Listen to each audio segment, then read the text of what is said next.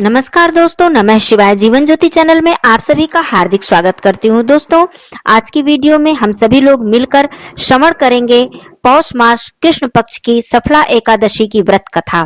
दोस्तों, पौष मास कृष्ण पक्ष की सफला एकादशी का व्रत करने से श्री हरि विष्णु भगवान जी की कृपा हमें प्राप्त होती है।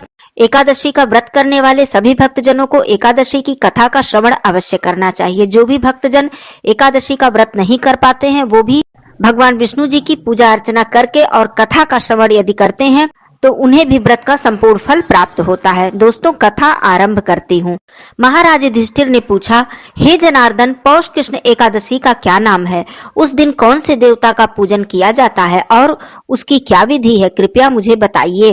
भक्त वत्सल भगवान श्री कृष्ण जी कहने लगे, हे धर्मराज, मैं तुम्हारे स्नेह के कारण तुमसे कहता हूँ कि एकादशी व्रत के अतिरिक्त मैं अधिक से अधिक दक्षिणा पाने वाले यज्ञ से भी प्रसन्न नहीं होता हूँ। अतः इसे अत्यंत भक्ति और श्रद्धा से युक्त होकर करें। हे राजन, द्वादशी युक्त पौष कृष्ण एकादशी का महात्म तुम एकाग्रचित होकर सुनो। इस एकादशी के देवता श्री हरि नारायण हैं।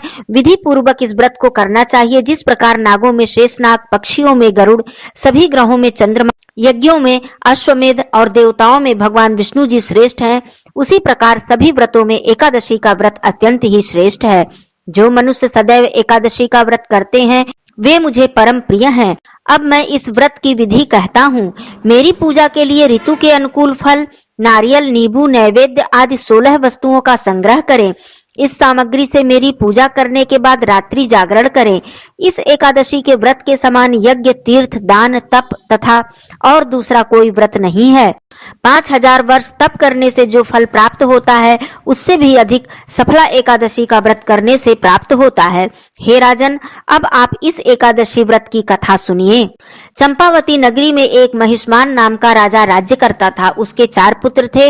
उन सब में लुम्पक नाम वाला बड़ा राजपुत्र बड़ा ही महापापी था। वह सदा ही पर स्त्री और वेश्यागमन तथा दूसरे बुरे कार्यों में लिप्त रहता था और अपने पिता का धन नष्ट किया करता था। सदैव ही देवता, ब्राह्मण, वैष्णवों की निंदा किया करता था। जब राजा को अपने बड़े पुत्र के ऐसे कुकर्मों का पता चला तो उन्होंने उसे अपने राज्य से निकाल दिया। तब वह विचार करने लगा कि मैं कहाँ जाऊं, क्या करूं। अंत में उसने चोरी करने का निश्चय किया। दिन में वह वन में रहता था और रात्रि को अपने पिता की नगरी में चोरी किया करता था तथा प्रजा को तंग करने और उन्हें मारने का कुकर्म किया करता था। कुछ समय पश्चात सारी नगरी भयभीत हो गई। वह वन में रहकर पशु आदि को मारकर खाने लगा। नागरिक और राज्य के कर्मचारी उसे पकड़ लेते किंतु राजा के भय से उसे छोड़ देते थे। वन में एक अति प्राचीन विशाल पीपल का वृक्ष था। सभी लोग उसकी भगवान के समान पूजा करते थे। उस वृक्ष के नीचे वह महापापी लुम्पक रहा करता था। इस वन को लोग देवताओं की क्रीड़ा स्थली मानते थे। कुछ समय पश्चात पौष कृष्ण पक्ष की 10वीं तिथि के दिन वह वस्त्रहीन होने के कारण शीत के चलते सारी रात्रि सो नहीं सका। उसके हाथ पैर अकड़ गए। सूर्योदय होते होते वह मूर्छित हो गया। दूसरे दिन एकादशी को मध्याह्न के समय सूर्य की गर्मी पाकर उसकी मूर्छा दूर हुई। गिरता पड़ता हुआ वह भोजन की तलाश में निकला। पशुओं को मारकर खाने में वह समर्थ नहीं था।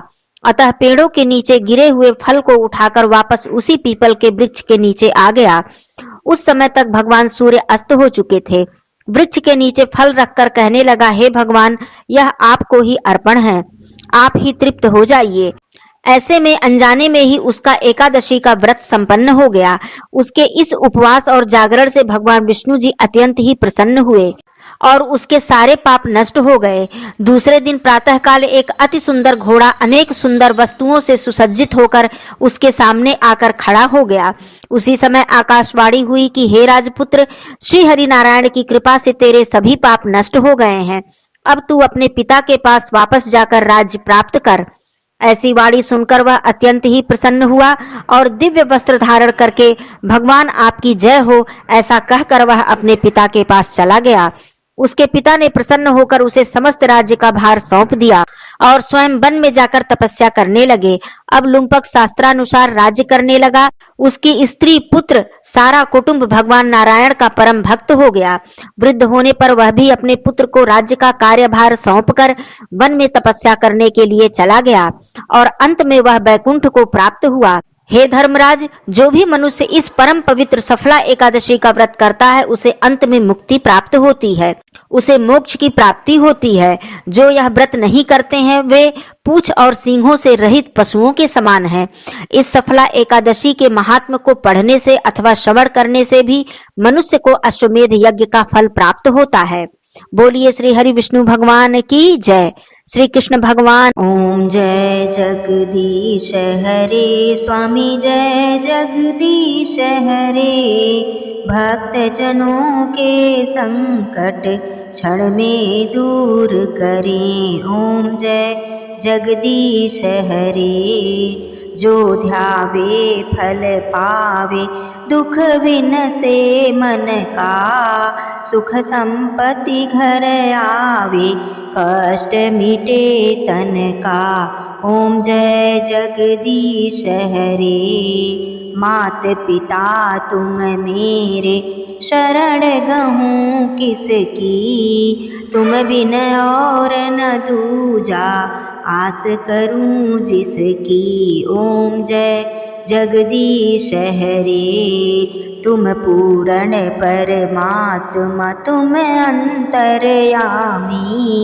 पार ब्रह्म परमेश्वर, तुम सबके स्वामी। ओम जय जगदीश हरे। तुम करुणा के सागर, तुम पालन करता। मैं मूरख खल कामी, कृपा करो भरता। ओम जय जगदीश हरे। तुम हो एक अगोचर, सबके प्राणपति। किस विधि मिलूं दया में, तुमको मैं कुमति। ओम जय जगदीश हरे। दीन बंधु दुख हरता, तुम रक्षक मेरे। अपने हाथ उठाओ, द्वार पड़ा तेरे। ओम जय जगदीश हरे। विषय विकार मिटाओ, पाप हरो देवा। श्रद्धा भक्ति बढ़ाओ, संतन की सेवा। ओम जय जगदीश हरे। तन मन धन और संपत्ति सब कुछ है तेरा।